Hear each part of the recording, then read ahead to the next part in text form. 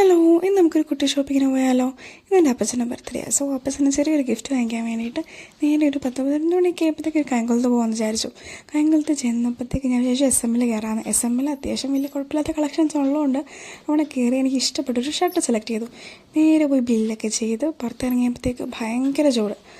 So നേരെ പോയിട്ട് ഒരു സർബത്ത് കുടിച്ചു. കിട്ടിയ പാടെ ഫുൾ ഞാൻ കുടിച്ചു. അത്രയ്ക്ക് ചൂടായിരുന്നു.